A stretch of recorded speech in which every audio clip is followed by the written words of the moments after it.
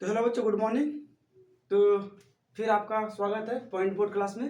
तो हम लोग जो कल तक पढ़ चुके थे वो था नर्मदा बचाओ आंदोलन। उसके बाद जो मेरे पास पॉइंट है वो है जल संरक्षण एवं प्रबंध की आवश्यकता, है ना। इस पॉइंट को आज हम लोग समझेंगे और आज हम पूरा का पूरा सोचेंगे कि पूरा ये चैप्टर खत्म हो जाए, उसके बाद इसका हम क्वेश्चन आंसर लेकर आएंगे। ठीक है, तो देखते हैं ये जो है कि जल संरक्षण एवं प्रबंध की आवश्यकता, है ना। जल संरक्षण, संरक्षण का मतलब क्या होता है? बचाव। जल संरक्षण, जल का बचाव, है ना। और उसका प्रबंध करना, प्रबंध की आवश्यकता, है ना। उसको लिखेंगे कैसे, समझा रहे हैं, समझिए थोड़ा, है ना। और कॉपी किताब निकाल लीजिए, किताब का ही पॉइंट है, उसी से हम सारा मतलब कि नोट्स निकाल के समझाते हैं और आप लोग इसको स्क्रीनशॉट करके लिख भी सकते हैं। ठीक है, तो देखिए क्या है कि भारत सरकार ने सितंबर 1987 में राष्ट्रीय जल नीति को स्वीकार किया, है ना। भारत सरकार ने जो है कि राष्ट्रीय जल नीति को कब स्वीकार किया? तो 1987 में। क्वेश्चन आता है कि बोलेगा भारत सरकार ने राष्ट्रीय जल नीति को कब अपनाया? तो 1987 में। ठीक है ना। और उसके बाद बोल रहा है कि इसे संशोधित कर राष्ट्रीय जल नीति 2002 के रूप में प्रस्तुत किया, है ना। इसको संशोधित किया, इसमें सुधार किया और वो कब आया? तो 2002 में, है ना। 2002 में प्रस्तुत किया। सरकार ने जल संरक्षण हेतु 3 महत्वपूर्ण सिद्धांत वाली योजना का निर्माण किया। भारत सरकार ने जल को संरक्षित, जल को बचाव के लिए 3 महत्वपूर्ण सिद्धांत का जो है ना निर्माण किया। और वो है क्या क्या? तो पहला आपका है वो जल की उपलब्धता को बनाए रखना। क्या है पहला? कि जल की उपलब्धता को बनाए रखना। जल कैसे हमारे बीच उपस्थित रहेगा, हमारे पास हमेशा चलता रहेगा। जल का जो है कि कैसे हम लोग उसको बचा कर रख सकते हैं, उसको उपलब्ध कर रख सकते हैं, है ना। पहला पॉइंट ये हो गया, जल की उपलब्धता, कि बार बार जल को ज़्यादा वेस्ट नहीं करेंगे, उसका ठीक से यूज करेंगे, प्रक्रिया यूज करेंगे तो जल की उपलब्धता बनी रहेगी। ठीक है ना। दूसरा है जल को प्रदूषित होने से रोकना। अब जल प्रदूषित कैसे होता है?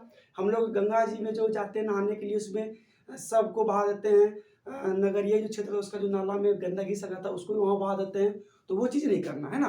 तो उससे भी जल जो प्रदूषित है वो बचेगा। ठीक है ना। दूसरा पॉइंट ये हो गया। तीसरा हो गया आपका क्या?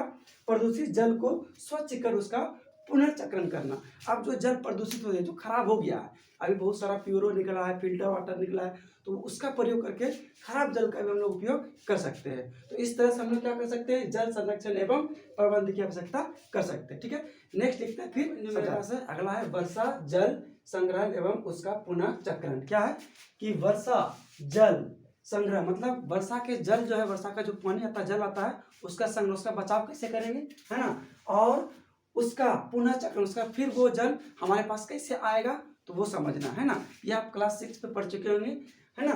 तो हम समझाते हैं कि क्या है कि इसमें पहाड़ी क्षेत्रों में गुल अथवा कुल नदी की धारा का रास्ता बदलकर खेतों में सिंचाई के लिए बनाई जाती है।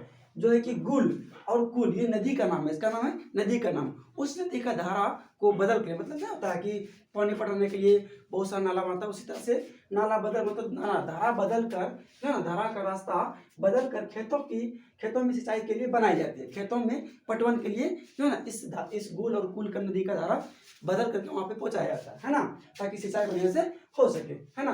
पश्चिम भारत खासकर राजस्थान में पेयजल हेतु वर्षा जल का संग्रहण छत पर करते थे, है ना। अब देखिए क्या होता है कि पश्चिम भारत में जो राजस्थान, पश्चिम में क्या पड़ता है? राजस्थान पड़ता है।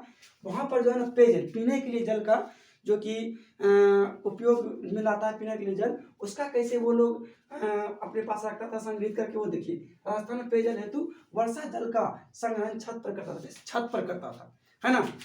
मान के चलिए ये घर है ना, ये घर है, इस घर में जो है कि इस टाइप का घर है ना। यहाँ से एक पाइप लगा दिया, है ना, और इसके नीचे में बालू दे दिया, है ना। इसके नीचे में क्या दे दिया? बालू। अब जो बारिश होगा, ये बारिश में ये बालू में क्या होगा कि पानी जो जल होता है वो पीने योग्य बन जाता है, मतलब स्वच्छ हो जाता है।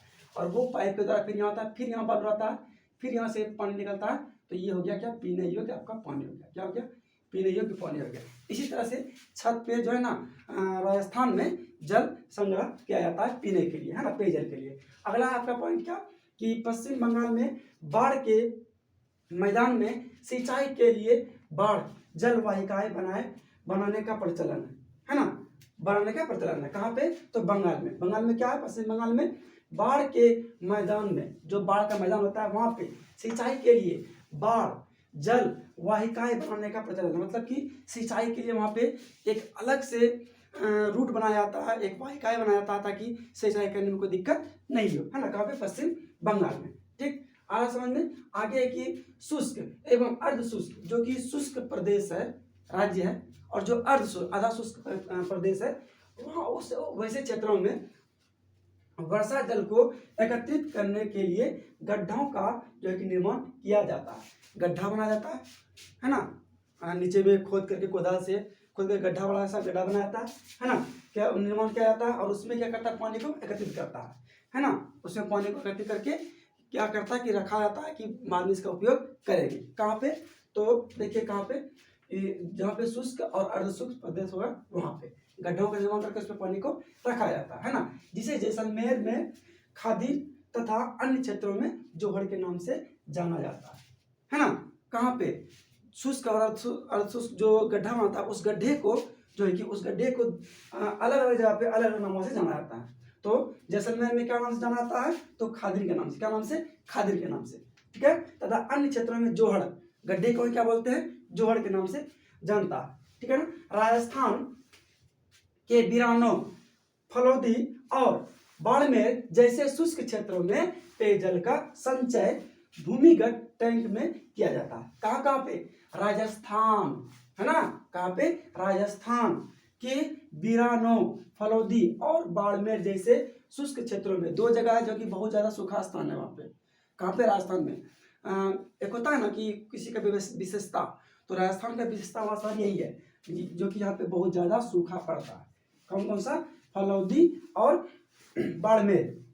बाड़मेर जैसे शुष्क क्षेत्रों में पेयजल का संचय जो है भूमिगत टैंक में किया जाता है, अंदर में टंकी बैठा करके, है ना, जिसे कि टंका कहा जाता है। क्या कहा जाता है? टंका।